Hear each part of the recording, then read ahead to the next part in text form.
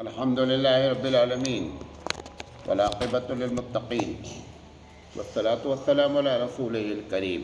محترم حضرات، آج 12 جنوری 2023 ہے۔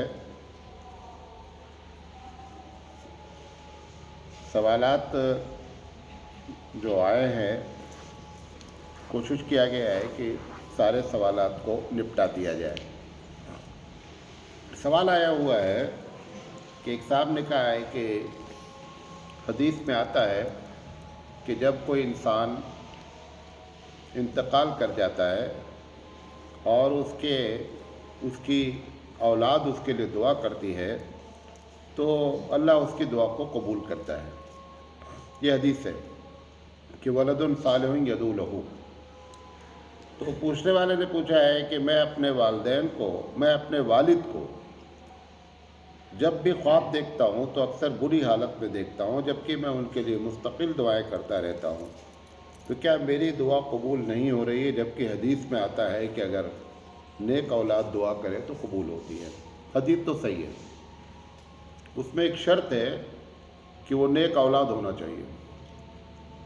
یہ اگر حدیث پہ آتا کہ اولاد اگر دعا کرے گی تو قبول ہوگی تو کوئی بھی اولاد ہوتی، لیکن یہاں پر ایک شرط ہے کہ ولد صالح، کہ صالح لڑکا، صالح اولاد دعا کرے گی تو سب سے پہلے اپنے بارے میں طے کرنا چاہیے کہ میں صالح ہوں یا نہیں ہوں۔ مثال کے طور پر ابا کا انتقال ہوا ہے، ابا کی پراپرٹی ہے، بھیا نے بانٹ لیا ہے، بہن وغیرہ کو کوئی حصہ نہیں دیا ہے، اب یہ لاکھ دعا کرے تو یہ ولد صالح کہاں رہ گئے؟ نیک اولاد کسی کا حق تو مارتی نہیں ہے، یہ نیک اولاد بنے بیٹھے ہیں اور حق مارے بیٹھے ہوئے ہیں، دعا کر رہے ہیں اور قبول نہیں ہو رہی کہہ رہے ہیں، تو ولد صالح کی قید ہے۔ ایک صاحب نے پوچھا ہے کہ مومن جھوٹ نہیں بولتا، حدیث ہے، باقاعدہ صحیح حدیث ہے کہ مومن جھوٹ نہیں بولتا، تو پھر یہ مومن جھوٹ کیسے بولتے ہیں؟ دیکھیں ایک بات بتا دیں، دو جواب ہے کہ مومن جھوٹ نہیں بولتا کا مطلب یہ نہیں ہے کہ جو اس کی کمزوری ہے کبھی زندگی میں جھوٹ نہیں بولتا، یہ مطلب نہیں ہے۔ مومن اگر جھوٹ بول رہا ہے تو اس کا مطلب یہ ہے کہ یہ پورا مومن نہیں ہے، ناقص مومن ہے، نمبر 1۔ نمبر 2، مومن کبھی ایسا نہیں ہوگا کہ اس کی اکثر بات جھوٹی ہو اور تھوڑی بات سچی ہو، ایسا نہیں ہوگا، بلکہ اکثریت سچ بولے گا، کبھی کبھار جھوٹ بول دیا تو وہ اس کے ضمن میں نہیں آتا ہے۔ یعنی ایسا ہو جائے کہ ایک آدمی لگاتار جھوٹ بول رہا ہے تو واقعی میں اس کو اپنے ایمان کی خیر منانی چاہیے، واللہ اعلم۔ ایک صاحب نے کہا ہے کہ ہم عوام ہیں اور ایک عالم ایک بات کہتے ہیں، دوسرے عالم اس کے خلاف بولتے ہیں، عوام کو یہ کیسے معلوم ہو کہ کون صحیح کہہ رہا ہے؟ دونوں چرب زبان ہیں، دونوں کے بولنے کا بہت اچھا انداز ہے، تو پبلک بیچاری کیسے جانے کہ یہ بات صحیح کون کہہ رہا ہے؟ دیکھیں اس کا کئی طریقہ ہے۔ سب سے پہلی بات یہ ہے کہ جس مسئلے میں آپ کو دو مولوی یا دو عالم کی باتیں تضاد نظر آ رہی ہیں، تو اگر آپ کی ہمت ہے تو کسی ایک سے پوچھ لیں کہ جو یہ بات آپ نے کہی ہے اس کی دلیل کیا ہے۔ اگر دلیل دینے کے بجائے وہ دو جملے بولے تو سمجھ لینا کہ یہ غلط ہے۔ پہلا جملہ وہ بول سکتا ہے کہ میں نے جو باتیں کہی ہیں ٹھیک ہے، لیکن یہ خراب بات تھوڑا ہے، اچھی بات ہے، ایسے بولے گا، اس کا مطلب اس کے پاس قرآن حدیث دلیل نہیں ہے۔ دوسرا جواب دے گا کہ میں نے جو مثال طور پر ایک آدمی دھڑلے سے کہہ رہا ہے کہ قبر پہ چادر چڑھانی چاہیے، اب اس سے پوچھ لیا گیا تو وہ بولتا ہے اچھا بتاؤ کہ قبر پہ چادر چڑھانا منع کہاں ہے؟ اگر ایسی کٹ حجتی کرے تو اس کا مطلب یہ ہے کہ اس کے پاس قرآن حدیث کی دلیل موجود نہیں ہے، نمبر 1۔ نمبر 2، قرآن مجید نے کہا ہے کہ اگر تمہاری زندگی میں تقوی ہوگا، ان تتقوا اللہ یجعل لکم فرقانا، کہ اگر تم متقی ہوگے نا تو تمہارے اندر ایک صفت پیدا ہوگی فرقان کی. فرقان کہتے ہیں عربی زبان میں حق اور باطل کو صحیح سمجھ عطا ہوگی. تو کہیں ایسا تو نہیں ہے کہ وہ عوام جن کو یہ شکایت ہے کون صحیح کہہ رہا ہے کون غلط کہہ رہا ہے، ان کے اندر تقویٰ ہی نہیں ہے جس کی وجہ سے ان کو پکڑ نہیں مل رہا ہے کہ صحیح کیا اور غلط کیا ہے. لہذا تقویٰ اختیار کریں آپ تو اپنے آپ خود بخود یہ بات کیا ہو جائے گی، آپ کو معلوم ہو جائے گا صحیح کیا ہے اور غلط کیا ہے. واللہ اعلم.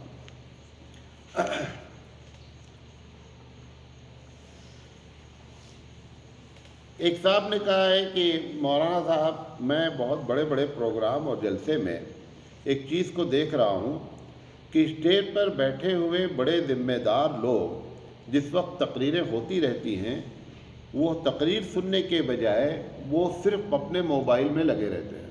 یہ ایک دم حقیقت ہے. میں بڑے سے بڑے پروگرام میں بھی جاتا ہوں، چھوٹے سے چھوٹے میں بھی. آل انڈیا جماعت کے ذمہ دار ہوتے ہیں جو بھارت کی سطح پر ہیں، انہوں نے پروگرام جو ہے بلایا ہے، بڑے بڑے مقررین کو بلایا ہے. جب وہ مقرر تقریر کرتا رہتا ہے 90% ان کا ٹائم کس چیز میں گزرتا ہے؟ اپنے موبائل میں مست رہتے ہیں.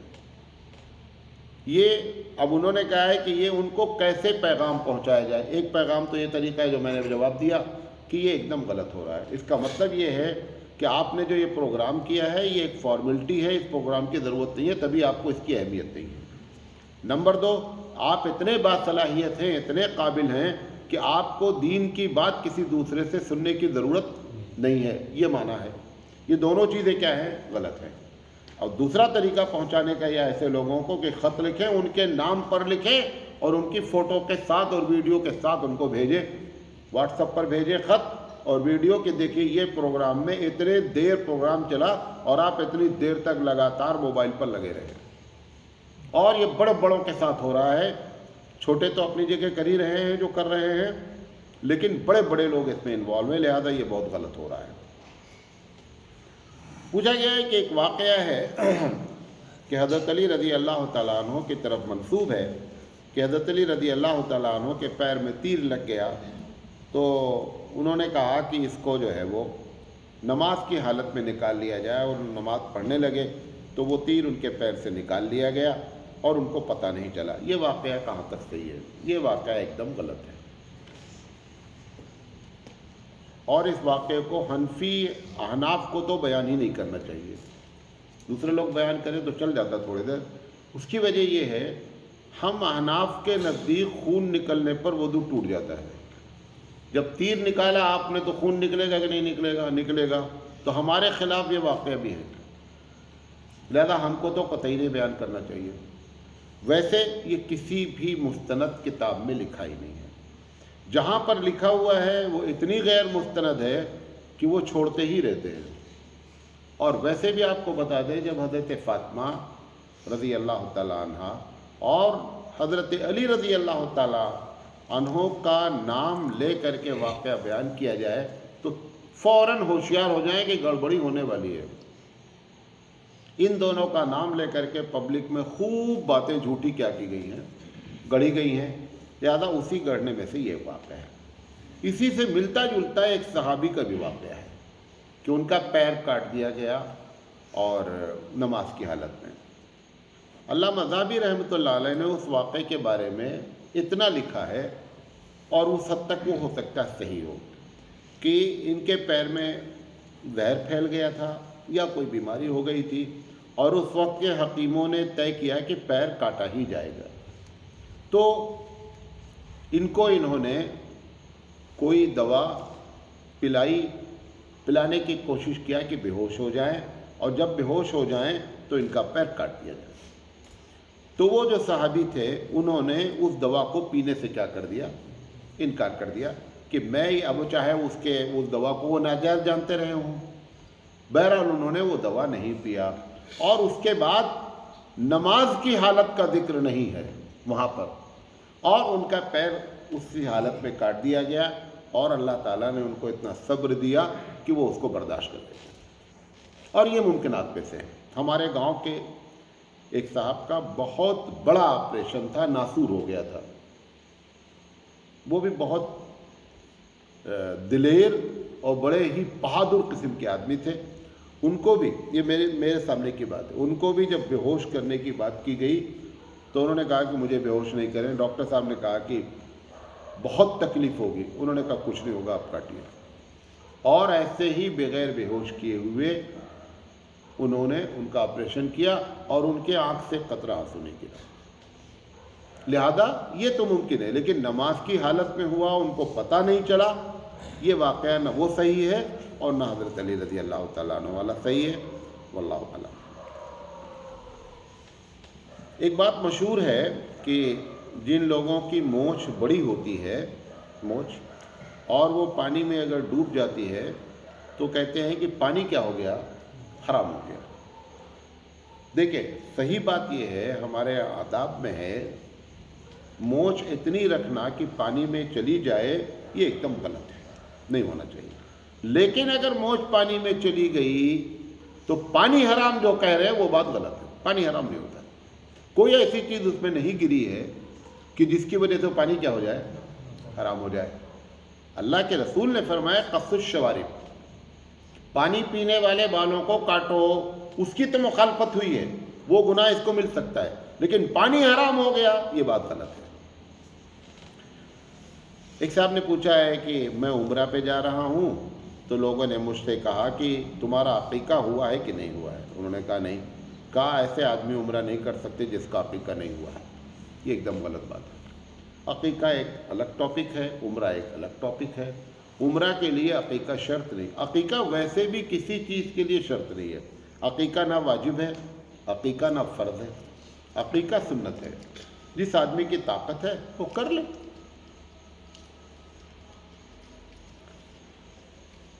پوچھا گیا ہے کہ کیا پائجامہ بیٹھ کر پہننا سنت ہے، اور اگر کوئی کھڑے ہو کر کپڑا پہنتا ہے تو گناہ ہے؟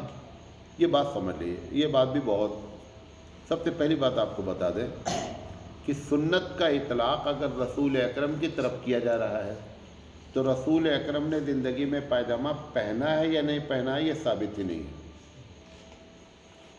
تو پائجامہ تو اپنے آپ کینسل ہو گیا.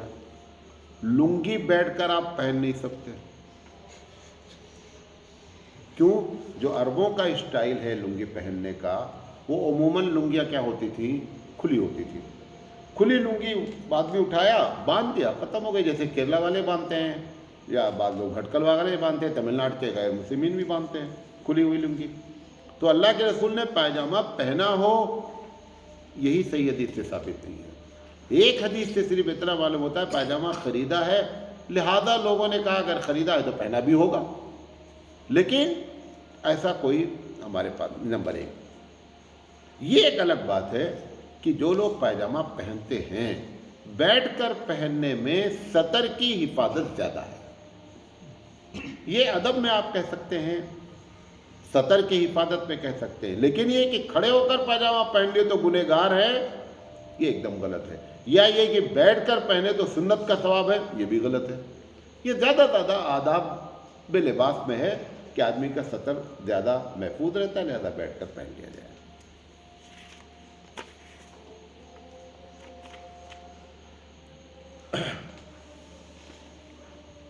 قرآن مجید کی ایک آیت ہے کہ اِنَّا عَرَضْنَا الْأَمَانَةَ عَلَى السَّمَاوَاتِ وَالْأَرْضِ وَالْجِبَالِ فَأَبَيْنَ أَن يَحْمِلْنَهَا وَأَشْفَقْنَ مِنْهَا وَحَمَلَهَا الْإِنسَانُ إِنَّهُ كَانَ ظَلُومًا جَهُولًا.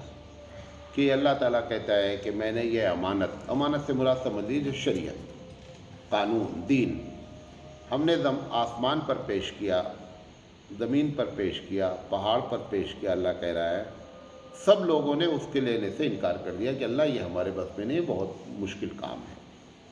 اور اس کے بعد انسان نے اس کو کیا کر لیا؟ کہا ٹھیک ہے. انسان نے جب کر لیا تو صاحب نے سوال کیا ہے کہ اللہ تعالیٰ کو کہنا چاہیے تھا شاباش، بہت اچھا کام کیا. اللہ تعالیٰ کیا بول رہا ہے کہ اِنَّهُ كَانَ ظَلُومًا جَهُولًا، انسان بڑا ظالم ہے اور بڑا نادان ہے. ایک آدمی نے اگر کوئی کام کر دیا تو ہونا کیا چاہیے تھا؟ پیٹھ تھپ تھپانا چاہیے تھا کہ شاباش شاباش، بہت اچھا کام کیا. تو ان کا سوال یہ ہے کہ یہ اللہ تعالیٰ نے کہا اٹھا لیا تو اس کو کہا کہ اس نے بڑی نادانی کا کام کیا اور بہت ہی جہالت کا کام کیا. تو یہ وہی ان کا اعتراض ہے. دیکھیں اس کے بہت سارے جوابات دیے گئے ہیں مفسرین نے، جتنی منہ ہے اتنی باتیں ہیں. تو اس میں سے 2 بات ہم آپ کے سامنے نقل کر رہے ہیں. ضروری نہیں کہ آپ مطمئن ہوں، جس سے میں مطمئن ہوں وہ آپ کو بتا دے رہا ہوں، آپ کا مطمئن ہونا ضروری نہیں ہے. اور آپ مزید تحقیق کرنا چاہیں تحقیق کر لیں. ایک جواب اس کا یہ دیا گیا ہے کہ یہ آدم علیہ السلام کی پیدائش کے وقت یہ امانت حوالے کی گئی دین کی، اور یہ آیت نازل ہو رہی ہے محمد صلی اللہ علیہ وسلم کے زمانے میں. محمد صلی اللہ علیہ وسلم کے زمانے میں جو اللہ تعالیٰ نے دیکھا اس امانت کے ساتھ ہوا کیا کہ اس امانت کے ساتھ لوگوں نے، جو انبیاء تھے صالحین تھے وہ نہیں، ایک بڑی تعداد نے اس امانت کے ساتھ خیانت کی، اس امانت کا حق ادا نہیں کیا. تو اللہ تعالیٰ کہہ رہا ہے کہ امانت تو تم نے اٹھائی تھی لیکن تم نے بڑا ظلم کیا اور بڑی جہالت کی بات کی. یہ 10,000 20,000 سال میں جو کچھ ہوا اللہ ہی بہتر جانتا ہے کہ آدم علیہ السلام سے محمد صلی اللہ علیہ وسلم تک کتنا بڑا عرصہ ہے. تو اس پر یہ بات اللہ تعالیٰ کہہ رہا ہے کہ انسان نے جو امانت دی تھی اس کا حق ادا نہیں کیا. اس بنیاد پر ظلومن اور جہولا کہہ دیا گیا. کچھ مفسرین کا کہنا یہ ہے کہ یہ فرشتوں نے جب انسان آدم کو پیدا کرنے کی بات اللہ نے کہی تو فرشتوں نے اللہ تعالیٰ سے یہ بات کہی تھی کہ اللہ تعالیٰ یہ بہت جو ہے وہ ظلم کریں گے، زیادتی کریں گے، وَيَسْفِكُ الدِّمَاءَ، خون خرابہ کریں گے.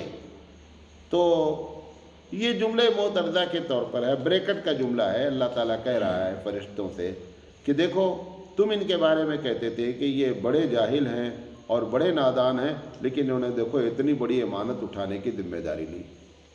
تو یہ گویا کہ فرشتوں سے یہ بات کہی جا رہی ہے. واللہ اعلم بالصواب. اور بھی بہت تشریح. ایک صاحب نے پوچھا گیا ہے کہ مولانا صاحب آج کل میڈیکل سائنس میں ایک آدمی کا دل نکال کر کے دوسرے آدمی کا دل لگا دیا جاتا ہے. ایسا ہو رہا ہے، کبھی کبھی جانور کبھی لگا دیتے ہیں. تو انہوں نے پوچھا ہے کہ جب اس کو عذاب دے گا تو وہ پہلے والے دل نے گناہ کیا، وہ تو نکل گیا، اب دوسرا والا دل نیا والا لگ گیا ہے، تو عذاب کس کو ہوگا؟ تو جب کوئی آدمی خود سے کوئی قضیہ بناتا ہے نا تو اس پر جو نتیجہ برآمد کرتا ہے، اگر قضیہ غلط ہوگا تو نتیجہ بھی غلط نکل آئے گا. یہ کس نے کہا ہے کہ دل کو عذاب ہوتا ہے؟ عذاب روح کو ہوتا ہے بھائی. روح بدلنے کا کوئی سسٹم نہیں ابھی تک. اعضاء بدل کے بدلے جاتے ہیں لیکن اصل عذاب کس کو ہوتا ہے؟ اصل عذاب روح کو ہوتا ہے. لہذا کوئی فرق نہیں پڑتا چاہے بندر کا لگا دیا گیا ہو چاہے کسی انسان کا لگا دیا گیا ہو، اصل روح سے. دوسری بات، جب پروردگار عالم اس کو دوبارہ اس قبر سے یا جہاں بھی اس کو زندہ کرے گا پروردگار عالم، تو ضروری نہیں کہ وہی والا دل لا کر کے لگاوے. اللہ تعالیٰ نے جیسے پہلی مرتبہ بغیر ہماری مدد کے، بغیر ہمارے مشورے کے، 2 لفظ بول رہا ہوں، بغیر ہمارے مشورے کے، بغیر ہماری مدد کے پروردگار عالم نے ہم کو پیدا کیا ہے. جو پہلی مرتبہ ایسے پیدا کیا ہے وہ دوبارہ بھی کیا کر دے گا؟ اس کے لیے ضروری نہیں ہے کہ وہی دل تلاش کرے، وہ دوبارہ ویسے بنا دے گا، دوسرا دل لگا دے گا. تو بہرحال یہ کوئی بہت بڑا سیریس مسئلہ نہیں ہے. ایک صاحب نے پوچھا ہے کہ اگر والد صاحب نے اپنے نافرمان بیٹے کو اپنی زندگی میں جائیداد سے بے دخل کر دیا تو کیا وہ اولاد والد کے فوت ہونے کے بعد وراثت کا حقدار ہوگا یا نہیں؟ بیٹا دیکھیں، سب سے پہلی بات سمجھ لیں، وراثت میں حق کس نے رکھا ہے؟ اللہ نے رکھا ہے. اللہ ہی وراثت کے حق سے کسی کو محروم کر سکتا ہے، تمہارے بس میں نہیں ہے. کوئی بھی کسی کو وراثت سے محروم کر دے کہ نہیں ہے، اللہ ہی جس کو چاہے محروم کر دے. بہت سے وجہ ہوتی ہیں کہ اللہ تعالیٰ کے اصول میں ہے کہ اگر آدمی نے یہ کام کیا تو اپنے باپ کی وراثت سے محروم ہو جائے گا. مثال کے طور پر ایک آدمی اپنے باپ کو قتل کر دیا، اگر قاتل ہو گیا اب لڑکا تو اپنے باپ کی وراثت سے وہ حصہ نہیں پائے گا، تو اللہ محروم کرتا ہے. یہ جو والد صاحب نے نافرمان بیٹے کو محروم کیا اس کے محروم کرنے سے شرعی لحاظ سے قطعی محروم نہیں ہوتا، اس کا جو حصہ ہے وہ حصہ ہر حال میں ملنا ہی ملنا ہے، کیونکہ قانونی طور پر وہ کیا ہے، وہ لڑکا ہے۔ یہ جو وراثت وغیرہ کا مسئلہ ہوتا ہے، مثلا ایک آدمی تہجد گزار ہے، ایک لڑکا شرابی ہے، تو تہجد گزار کا حصہ زیادہ ہوگا اور شرابی کا کم ہوگا؟ کچھ بھی نہیں فرق پڑتا۔ کیوں؟ کیونکہ قانونی لحاظ سے جو دونوں ہیں وہ لڑکے ہیں، لہذا دونوں کو برابر حصہ ملے گا۔ پوچھا گیا ہے کہ کچھ لوگ یہ کہتے ہیں کہ جب کوئی چیز کھائی پی جائے اور اس کے بعد فوراً اگر نماز پڑھنی ہے تو کلی کرنا ضروری ہے۔ دیکھیں، کلی کرنا ضروری نہیں ہے۔ مثال کے طور پر یہ جو بات کہی گئی کلی کی، اس کی وجہ یہ ہے کہ اگر کوئی ایسی چیز کھائی گئی اور کہیں دانت کے اندر کیا ہے، گڑھا ہے، اس میں وہ چیز پھنس گئی، تو نماز پڑھتے ہوئے کہیں ایسا نہ ہو کہ وہ چیز باہر آئے پھر آپ اس کو کھا جائے، اس کی وجہ سے کہا گیا کہ کلی کر لی جائے۔ ایسا نہیں کہ کھانا کھانے کے بعد کلی کرنا لازم ہے نماز پڑھنے کے لیے، یہ وجہ نہیں ہے۔ جماعت اسلامی کے بارے میں 2 سوالات آئے ہیں، میں سمجھ نہیں پا رہا ہوں کہ ان کا جواب دیا جائے یا نہیں دیا جائے، لیکن بہرحال جو ہے وہ دینے کی کوشش کرتے ہیں، اور اگر کسی کو برا لگے تو برا تو خیر لگے گا ہی، کیونکہ جب کوئی بات آئے گی تو سب کو اچھا لگنا کوئی ضروری بھی نہیں ہوتا ہے۔ پوچھا گیا ہے کہ جماعت اسلامی اور تبلیغی جماعت کے امیر عموماً عالم نہیں ہوتے، آپ ان کو کیا مشورہ دیں گے؟ یہ بات صحیح ہے کہ 90% جو ہمارے پاس جو دینی 2 ہی جماعت ہے، بڑی جماعت، ایک جماعت اسلامی ہے، ایک تبلیغی جماعت ہے، عموماً ان کے جو امیر ہیں وہ امیر کیا ہے، عالم نہیں ہے۔ تو اس کی وجہ کیا ہے، عالم کو کیوں نہیں بنا رہے ہیں؟ تو اس کی ایک بنیادی وجہ یہ ہے کہ جماعت کو چلانے کے لیے ان کی سمجھ میں یہ بات آتی ہے کہ ایڈمنسٹریشن، انتظام کرنے والا منتظم اچھا ہونا چاہیے۔ تو یہ ضروری نہیں ہے کہ ایک عالم دین اچھا منتظم ہو۔ بہت سے ایسے لوگ ہیں کہ بہت اچھے پرنسپل ہیں لیکن اچھے ٹیچر نہیں ہیں، انتظام بہت اچھا محتمم کر لے رہے ہیں لیکن کلاس نہیں پڑھا پا رہے ہیں۔ تو ان کے دماغ میں یہ بات ہے کہ جماعت چلانے کے لیے انتظام اور منتظم کی ضرورت ہے، تو انہوں نے جس کے اندر منتظم پن زیادہ دیکھا اس کو اٹھا کر کیا کر دیا، انہوں نے امیر بنا دیا۔ اب اس میں پرابلم کیا ہو رہی ہے، یہ اگر دنیاوی جماعت ہوتی کوئی ایسی کہ جس سے دنیا کے مسائل ہوتے تو پرابلم نہیں آتی۔ جماعت دینی ہے اور مقدم رکھ دیا گیا کس چیز کو، انتظام کو، یعنی انتظام کی صلاحیت ہوگی، لہذا اس کو انہوں نے امیر بنا دیا۔ اب اس مسئلے کا حل کیا ہے؟ اس مسئلے کا 2 حل ہے۔ پہلا حل اس کا یہ ہے کہ یہ دونوں جماعتیں چاہیے کہ ایک بڑا جو امیر ہو وہ دینی امور کا ماہر ہو، کیونکہ یہ جماعت دینی ہے، اس کے ساتھ ایک اس کا نائب امیر ہو جو منتظم ہو، تو انتظام کرنے والا انتظام میں لگا رہے اور یہ جو دین کی جو بات آوے وہاں پر کیا ہو، وہاں پر وہ اپنا وہ امیر کام کرے، بکیا اس کا نائب ہو یا ڈائریکٹر کے لیے جو بھی چاہے نام دے لے، لیکن یہ 2 جب تک نہیں ہوں گے تب تک یہ ایسے ہی چلتا رہے گا۔ جماعت دینی ہوگی اور امیر غیر یعنی عالم نہیں ہوگا، اور عالم کو ہونا چاہیے اس دینی امور کا انچارج، انتظام کرنے کے لیے کوئی دوسرا بھی ہو جائے اچھی بات ہے، جیسے یونیورسٹیز میں ہوتا ہے۔ یونیورسٹیز میں معاشی جو پیسوں کا فائننس کا جو ہوتا ہے وہ ایک ڈائریکٹر ہوتا ہے، جو تعلیمی میدان کو کنٹرول کرتا ہے وہ اکیڈمک کہلاتا ہے، وہ ایک ہوتا ہے، دونوں اپنی اپنی میدان میں کام کرتے رہتے ہیں۔ اب ہمارے پاس کیا ہوا کہ اسی کو کیا کرنا ہے، اسکولوں میں بھی یہی ہوتا ہے، ایڈمن آفیسر الگ ہوتا ہے، پرنسپل الگ ہوتا ہے۔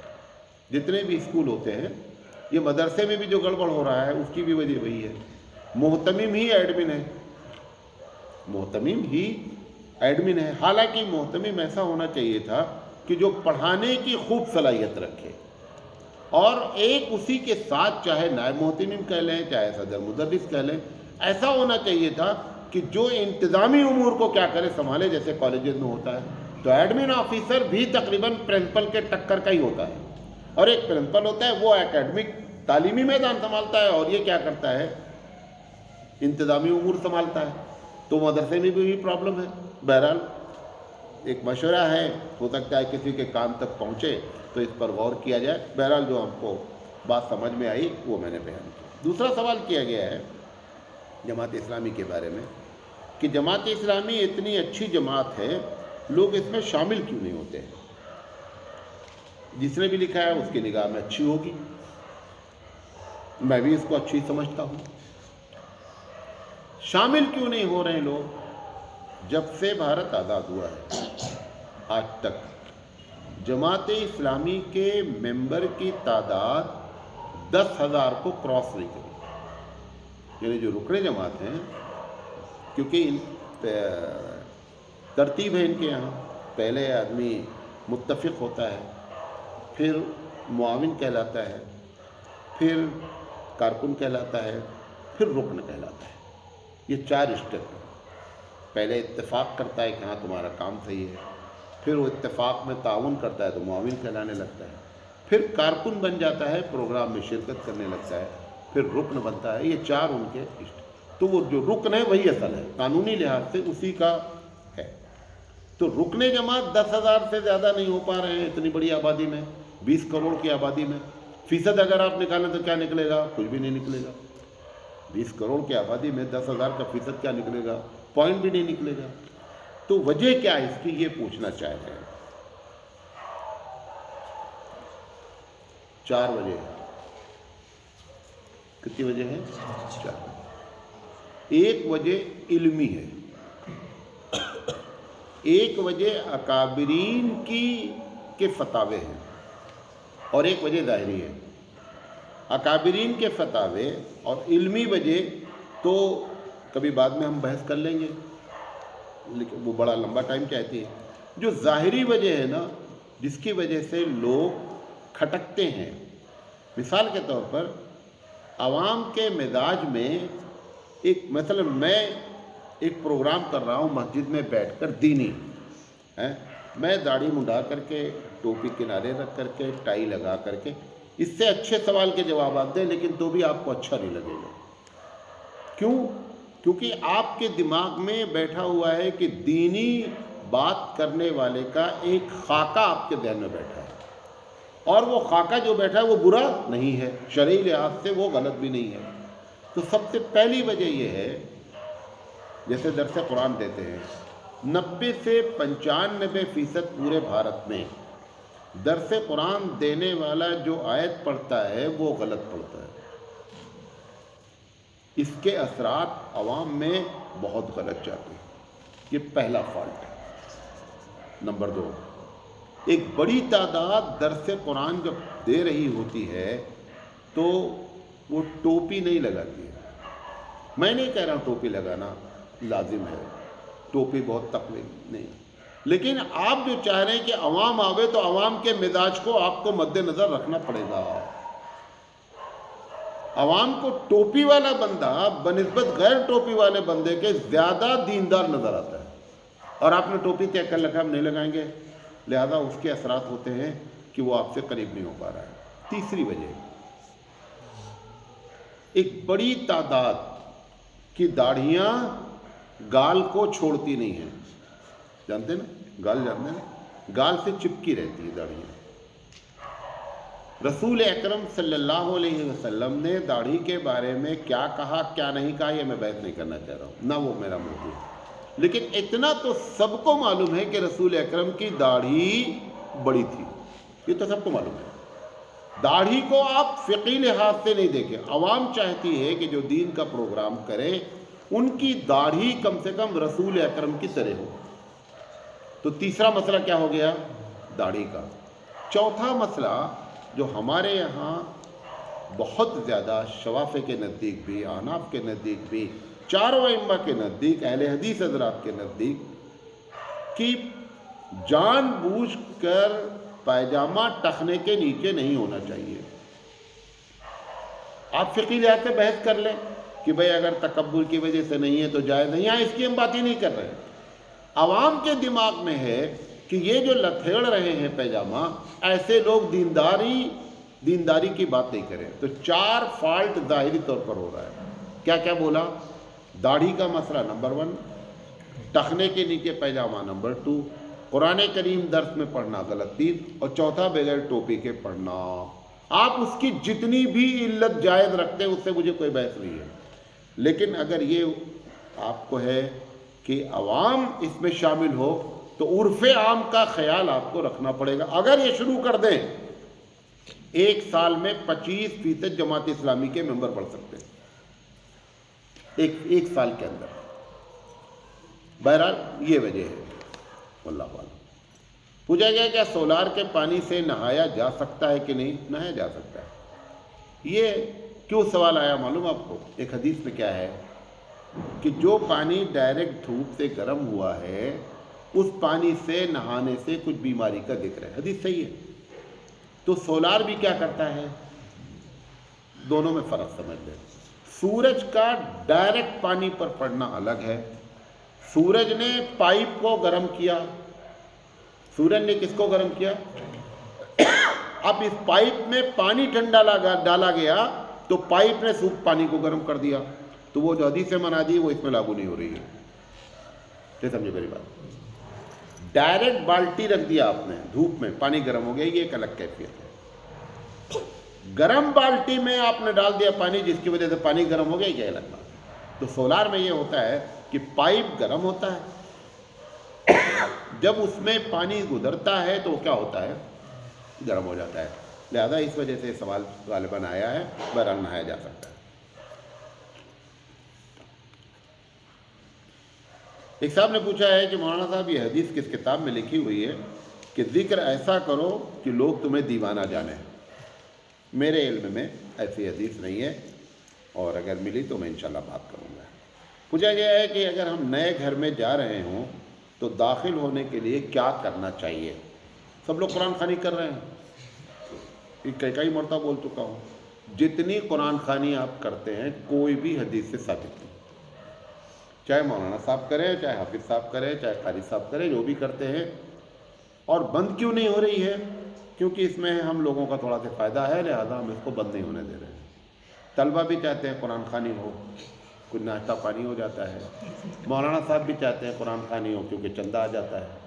تو سب کی قرآن خوانی کی بنیاد مفاد پرستی ہے، پیسے بھی دیتے بعض لوگ بچوں کو، تو یہ سب کی وجہ سے بند نہیں ہو رہا ہے۔ بہرحال قرآن خوانی کوئی بھی سنت سے ثابت نہیں ہے، لہذا نئے گھر بنایا آپ نے، بسم اللہ الرحمن الرحیم، اچھا قرآن خوانی کریں گے، گھر میں داخل ہونے کی دعا نہیں معلوم ہے جو سنت ہے، گھر میں داخل ہونے کی دعا یاد کر لو اور جاؤ بسم اللہ کہہ کے تالا کھولو اور اندر چلے جاؤ، ختم ہو گئی بات۔ وہ جو چاروں کونے پر اذان دلاتے ہیں، اب جس کو لے کر کے گئے ہیں مولانا صاحب کو یا حافظ صاحب کو، اب کچھ نہ کچھ تو ان کو کرنا ہے نا۔ اب وہ کیا کرتے ہیں، اب وہ بھی اس بہت متاثر ہوتے ہیں لوگ، وہ چاروں کونے پہ کھڑے ہو کر کے پوری اذان دیتے ہیں۔ جب اذان دیتے ہیں تو کچھ پیسہ بن جاتا ہے، تو لے دے کر کے پھر معاملہ کس کا آیا؟ پیسے کا آیا، سمجھے؟ اب وہ ان سے جب بات کرو تو وہ جواب دیتے ہیں کہ کیا اذان غلط چیز ہے؟ اذان سے شیطان بھاگتا ہے۔ ہم نے کہا اذان سے شیطان بھاگنے کا یہ بھی لکھا ہوا ہے کہ جب تک اذان ہوتی اتنی دیر بھاگتا ہے، اس کے بعد پھر آ جاتا۔ اب یا تو ایسا سسٹم کرو کہ 24 گھنٹے گھر میں کیا ہوتی رہے، تبھی تو شیطان بھاگے گا، ورنہ شیطان بھاگ کر کے پھر آ جائے گا، تو اتنی دیر بھاگا پھر آ گیا۔ پوچھا گیا کیا انسان قیامت کے دن اپنی ماں کے نام سے پکارا جائے گا یا باپ کے نام پہ؟ یہ بات بھی لوگوں نے بہت مشہور کر رکھی ہے کہ ماں کے نام سے پکارا جائے گا، اور اس کی علت بیان کرتے ہیں، 2 علت بیان کرتے ہیں۔ پہلی علت یہ بیان کرتے ہیں کہ حضرت عیسیٰ علیہ السلام کے باپ نہیں ہیں، لہذا اس لیے اللہ تعالیٰ نے یہ پورا نظام بدلا کہ ماں کے نام سے پکارا جائے گا، یہ پہلی وجہ ہے۔ دوسری وجہ یہ بیان کرتے ہیں کہ بہت سے لوگ آدھار کارڈ میں ابا ہیں اور اوریجنل میں ابا نہیں ہیں۔ ایک آدھار کارڈ میں ایک صاحب کے والد کا نام لکھا ہوا ہے، لیکن ان کی والدہ نے کسی دوسرے سے تعلق پیدا کیا ہے، وہ بچہ کسی دوسرے کا ہے، اس عورت کی عزت کو رکھنے کے لیے اللہ تعالیٰ کیا کرے گا؟ ماں کے نام سے پکارے گا۔ یہ دونوں وجہ بیان کر کے یہ معاملہ بیان کیا جاتا ہے۔ صحیح بات یہ ہے کہ باپ کے نام سے پکارا جائے گا، بخاری کی روایت ہے، لہذا اس پر کوئی دلیل ہمارے پاس موجود نہیں ہے۔ پوچھا گیا ہے کہ ابھی الہ آباد ہائی کورٹ سے فیصلہ آیا ہے کہ جن عورتوں کو طلاق دے دیا گیا، اگر انہوں نے طلاق شوہر کے دینے کے بعد انہوں نے دوسری شادی نہیں کی، مطلب طلاق ہو گئی، اب وہ بیوہ ہی رہیں اور مرتے دم تک بیوہ رہیں، تو انہوں نے شادی نہیں کیا، عدالت نے کیا کہا ہے کہ اگر طلاق دے دیا آپ نے، طلاق دینے کے بعد اگر انہوں نے شادی نہیں کی تو جب تک وہ شادی نہیں کریں گی تب تک آپ بحیثیت شوہر رہ نہیں گئے، آپ کو خرچہ دینا ہے زندگی بھر۔ اگر وہ 25 سال شادی نہیں کری تو تم 25 سال دو خرچہ۔ تو اب سوال انہوں نے یہ کیا ہے کہ مولانا صاحب اس عورت کا پیسہ لینا جائز ہے کہ ناجائز؟ شوہر دے رہا ہے، دینا ہی پڑے گا عدالت۔ تو عدالت نے یہ نہیں کہا ہے عورت سے کہ ہر حال میں تم پیسہ لو، تم اگر پیسے کی ڈیمانڈ کرو گی تو فیصلہ ہوگا کہ ہمیں پیسہ دو، لیکن شرعی لحاظ سے یہ قطعی پیسہ تمہارے لیے حلال نہیں ہے، قطعی حلال نہیں۔ کوئی بھی آدمی کسی چیز کو فیصلہ کر دے یا کوئی بات کر دے اور وہ شرعی لحاظ سے صحیح نہیں ہو تو فیصلہ کر دینے سے وہ شرعی لحاظ سے صحیح نہیں ہو جاتا ہے۔ لہذا یہ باتیں آپ کے سامنے رکھنا چاہتے تھے۔ وآخر دعوانا ان الحمد للہ رب العالمین۔ سبحان اللہ و بحمدہ، سبحانک اللہم و بحمدک، اشہد ان لا الہ الا انت، استغفرک و اتوب